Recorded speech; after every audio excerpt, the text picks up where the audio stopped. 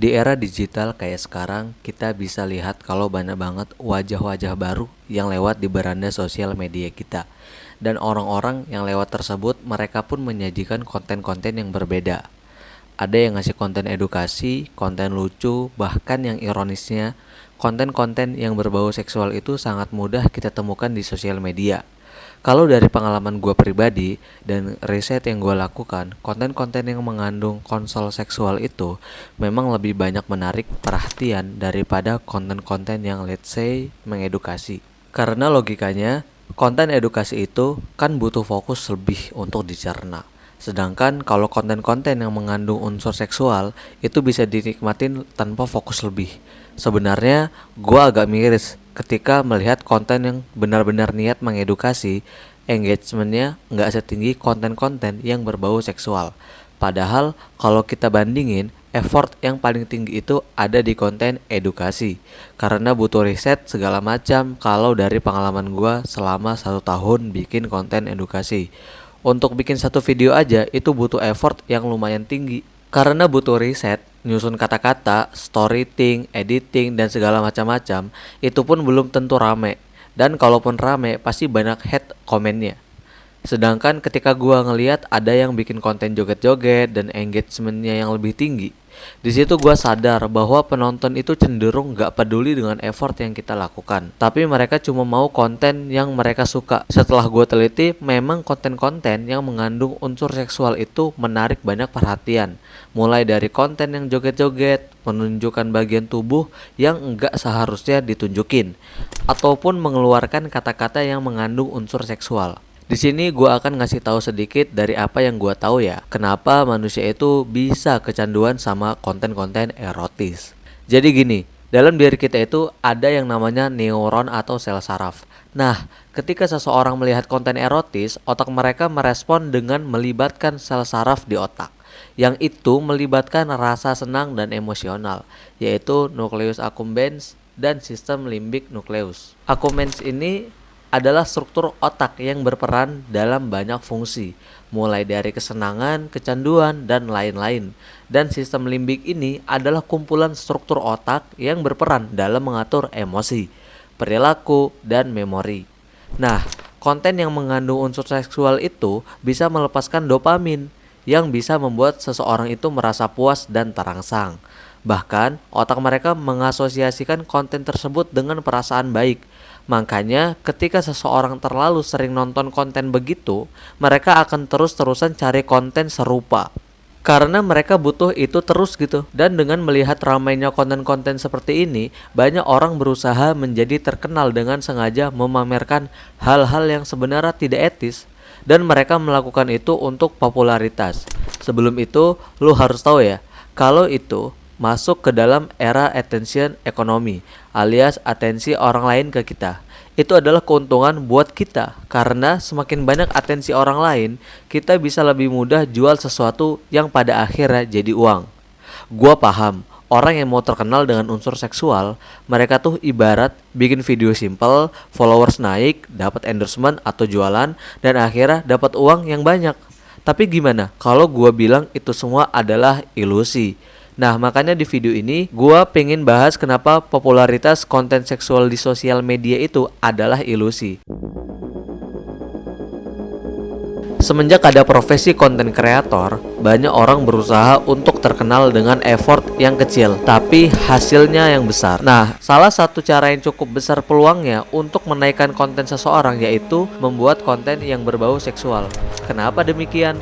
Karena lu bisa lihat konten-konten serupa di beberapa platform sosial media. Itu viewersnya bisa dibilang cukup tinggi, bahkan dalam waktu yang cukup singkat. Makanya karena melihat kemudahan terkenal dengan konten begini, banyak orang melakukan cara serupa untuk terkenal dan punya banyak followers.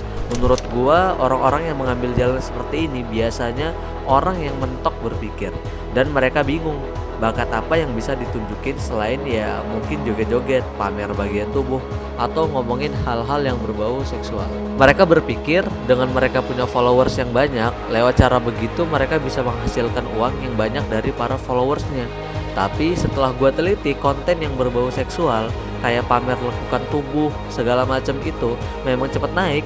Tapi ya target marketnya sama konten kreator tersebut adalah orang-orang yang enggak ada duitnya alias bokek. Karena satu-satunya hiburan bagi mereka adalah konten-konten yang bikin mereka kecanduan, dan itu lewat handphone doang. Jadi ketika mereka melihat konten-konten yang merangsang nafsunya, mereka datang cuma untuk memenuhi hasrat biologisnya, dan itu secara gratis dan enggak lebih dari itu. Coba deh lo lihat temen lo yang suka nonton beginian di sosial media.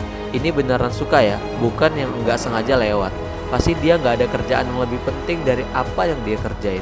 Makanya kan, kalau lo lihat orang yang terkenal karena hal nggak senonoh itu punya followers yang banyak, ya walaupun kebanyakan dia beli, mereka tuh nggak kuat. Dan kalau lo perhatiin orang yang terkenal karena hal-hal seksual, produk yang mereka promosiin itu kebanyakan pasti nggak jauh-jauh dari judi online. Ya karena memang brand-brand lain itu melihat kualitas audiens dia tuh kayak mana, kemudian gimana kebiasaannya.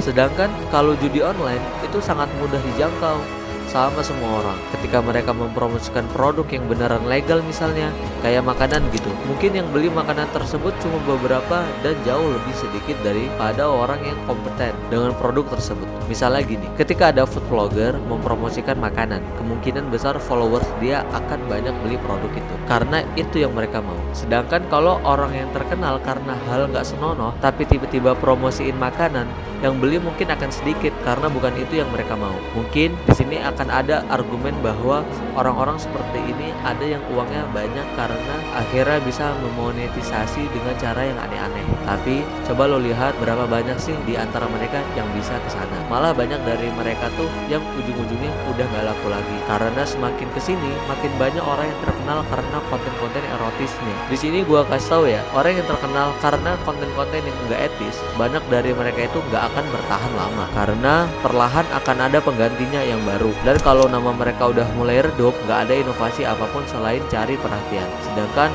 kalau lo terkenal karena value yang lo kasih, akan ada banyak celah inovasi yang bisa lo lakukan. Jadi kalau lo berniat untuk terkenal lewat cara hal-hal yang gak etis, lebih baik lo urungin lagi niat itu.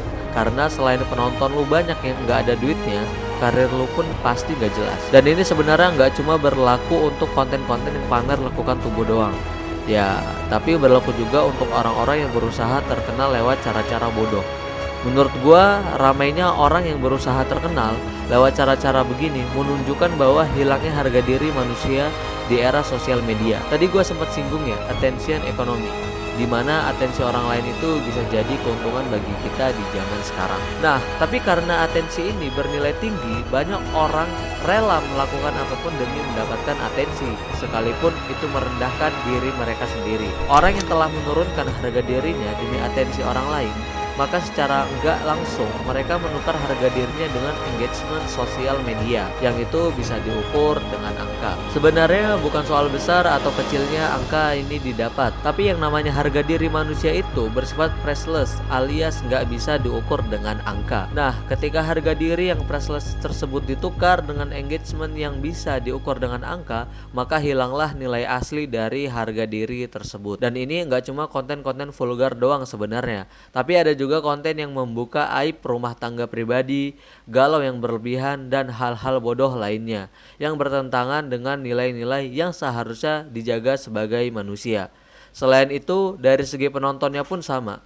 Konten-konten seksual dan murahan yang lu tonton di sosial media perlahan itu ngabisin waktu yang lu punya. Lu tahu gak sih, kalau rata-rata maksimal waktu kita hidup di dunia itu 74 tahun, alias kalau dijadiin jam itu hanya 648.240 jam. Gua ingin tahu berapa jam yang lu habiskan untuk hal-hal seperti itu. Belum lagi dampak-dampaknya, mulai dari perselingkuhan, pemerkosaan, dan lain-lain. Lu lihat gak sih, kemarin tuh ada berita pembunuhan dan pemerkosaan yang dilakukan sama anak-anak usia belasan tahun. Dan mereka setelah diselidiki, motif para pelaku ngelakuin hal tersebut itu karena mereka kecanduan film porno. Bayangin anak umur belasan tahun bisa ngelakuin hal di luar nalar karena efek kecanduan film-film porno. Memang contoh kasus ini bersifat subjektif karena nggak semuanya melakukan hal tersebut. Tapi bukan berarti aksi keji yang mereka lakukan itu nggak ada pengaruh dari apa yang mereka tonton. Jadi sekali lagi, kalau lu mau terkenal dari konten-konten murahan, lebih baik urungin lagi niat itu. Karena orang yang nonton video lu itu nggak ada uangnya, dan karir lu pun nggak akan jelas. Kayaknya nggak adil banget ya kalau ramenya konten-konten erotis itu cuma karena salah si kreator. Karena gimana pun ini ada pengaruhnya juga sama minat penonton. Konten-konten yang ramai di sosial media itu karena faktor supply and demand, di mana supply-nya ada dan itu sesuai dengan demand dari para penonton. Bahkan yang mirisnya, ada konten kreator yang sebenarnya nggak niat untuk pamer hal-hal vulgar, tapi pikiran penontonnya aja yang rusak sampai bikin istilah-istilah meninggikan atau merendahkan orang lain. Makanya kalau kita semua mau konten-konten murahan nggak banyak lewat di beranda kita, ubah minat tontonan kita. Karena semakin banyak yang tinggalin konten tersebut, mereka akan gak laku dengan sendirinya. Mungkin sekedar pembahasan kali ini, semoga bermanfaat dan sampai jumpa di video perubahan selanjutnya.